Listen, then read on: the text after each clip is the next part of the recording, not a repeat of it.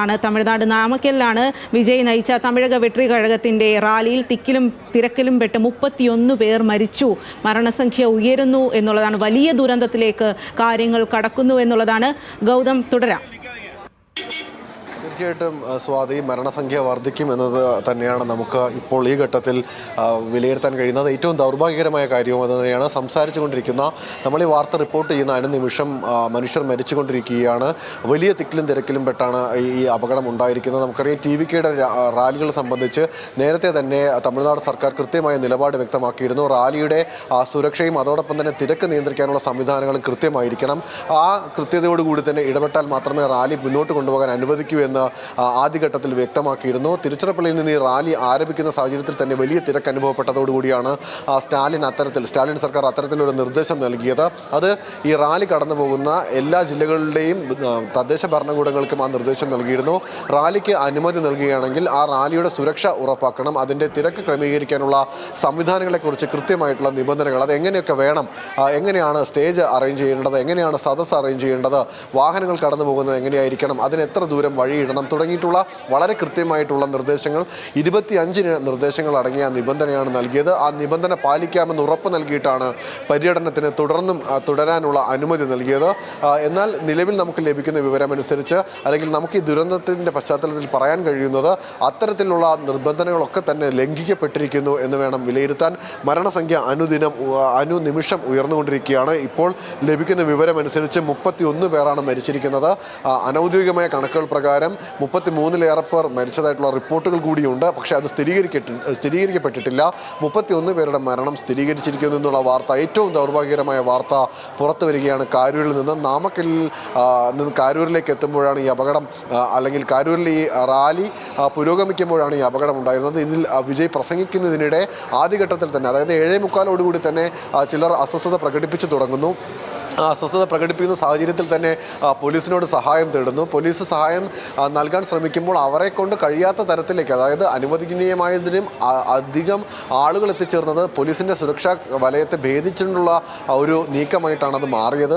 ആ ആൾക്കൂട്ടത്തെ നിയന്ത്രിക്കാൻ പോലീസിന് കഴിയാതെ വരുന്നു.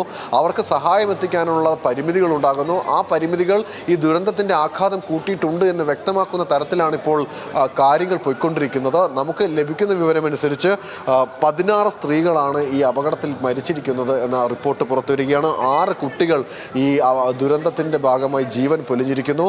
ഒന്ന് ആലോചിച്ച് നോക്കണം. തങ്ങളുടെ പ്രിയപ്പെട്ട താരത്തെ കാണാനെത്തിയ, അവരോട് ആരാധനയുണ്ടായിരുന്ന, സ്നേഹമുണ്ടായിരുന്ന, ആ പരിപാടിയിൽ പങ്കെടുക്കാനെത്തിയ ജനങ്ങൾ, സാധാരണ ജനങ്ങളാണ്.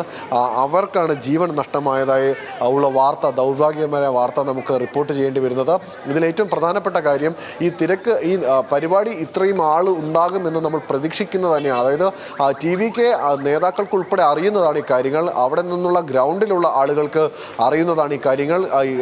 പ്രത്യേകിച്ച് നാമക്കലിൽ വിജയ് ആരാധകരും അതോടൊപ്പം തന്നെ TVK പ്രവർത്തകരും ചേരുമ്പോൾ തന്നെ ഒരു വലിയ മനുഷ്യ സഞ്ചയമായി അത് മാറും എന്നതിൽ യാതൊരു തർക്കവുമില്ല. അത്തരത്തിൽ വിലയിരുത്തുന്നതിന് യാതൊരു പാടുമില്ല. കാരണം നേരത്തെ തന്നെ TVKയുടെ റാലികളിൽ സമാനമായ രീതിയിൽ തിരുച്ചിറപ്പള്ളിയിലും അതിനുശേഷം നടന്നിട്ടുള്ള എല്ലാ ഇടങ്ങളിലും സമാനമായ രീതിയിൽ ആൾക്കൂട്ടം എത്തിയിരുന്നു. പക്ഷേ അപ്പോഴൊക്കെ തന്നെ അത് നിയന്ത്രണ വിധേയമാക്കാൻ പോലീസിന് കഴിഞ്ഞിരുന്നു. ഒരുപക്ഷെ പോലീസ് ഒരുപടി കൂടി കടന്ന് ചിന്തിച്ചുകൊണ്ട്, അല്ലെങ്കിൽ ആ തിരക്ക് നിയന്ത്രിക്കാനുള്ള സംവിധാനങ്ങൾ ആ സ്ഥലത്തെ സാഹചര്യം ഉപയോഗിച്ചുകൊണ്ട് പോലീസിന് നിയന്ത്രിക്കാൻ കഴിഞ്ഞിരുന്നു. പക്ഷേ ഇവിടെ ആ രീതിയിലൊന്നും ഉണ്ടായിട്ടില്ല എന്ന് വേണം മനസ്സിലാക്കാൻ.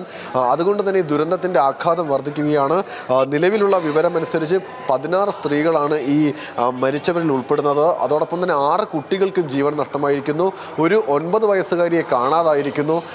ആകെ 31 പേർ ഈ അപകടത്തിൽ ഇതുവരെ മരിച്ചു എന്നുള്ള വാർത്ത ഒരുപക്ഷെ തമിഴ്നാടിൻ്റെ ചരിത്രത്തിൽ ഇതുവരെ ഉണ്ടാകാത്ത രീതിയിലേക്കുള്ള ഒരു വലിയ ദുരന്തമായി, രാഷ്ട്രീയ ദുരന്തമായി ഇത് മാറുന്നു എന്നതാണ് നമുക്ക് ഈ ഘട്ടത്തിൽ വിലയിരുത്താൻ കഴിയുന്നത്. ഒരു രാഷ്ട്രീയ പാർട്ടിയുടെ പരിപാടിക്കിടെ, ഒരു രാഷ്ട്രീയ പാർട്ടിയുടെ റാലിക്കിടെ 31 പേർക്ക് ജീവൻ നഷ്ടപ്പെടുന്ന സാഹചര്യം, അത് ഒരു തരത്തിലും ന്യായീകരിക്കാൻ കഴിയുന്ന ഒരു സാഹചര്യമല്ല. പക്ഷേ എങ്കിൽ പോലും ഈ അപകടത്തിൽപ്പെട്ട് പരിക്കേറ്റവരെ ചികിത്സിക്കുന്നതിന് അകത്ത് പോലും വലിയ തരത്തിൽ ഇപ്പോൾ പ്രതിസന്ധി നേരിടുന്ന സാഹചര്യമാണ് അവിടെ കടന്നു പോകുന്നതെന്ന് വേണം മനസ്സിലാക്കാൻ. കാരൂരിലെ സർക്കാർ ആശുപത്രിയിലാണ് ഭൂരിഭാഗം പേരെയും കൊണ്ടുവന്നത്. അവരെ അവിടെ നിന്ന് ഇപ്പോൾ മറ്റ് സ്വകാര്യ ആശുപത്രികളിലേക്ക് കൂടി മാറ്റുന്ന സാഹചര്യം ഉടലെടുത്തിരിക്കുന്നു. അതായത് അതായത് സർക്കാർ ആശുപത്രിയിൽ ചികിത്സിക്കാൻ കഴിയാത്ത തരത്തിലേക്ക് ഈ ദുരന്തത്തിന് ഇരയാക്കപ്പെട്ടവർ ആശുപത്രിയിലേക്ക് എത്തുന്നു. അത്രയും അധികം ആളുകൾ ഈ ദുരന്തത്തിൻ്റെ ഇരയാക്കപ്പെടുന്നു എന്ന് വേണം നമുക്ക് മനസ്സിലാക്കാൻ.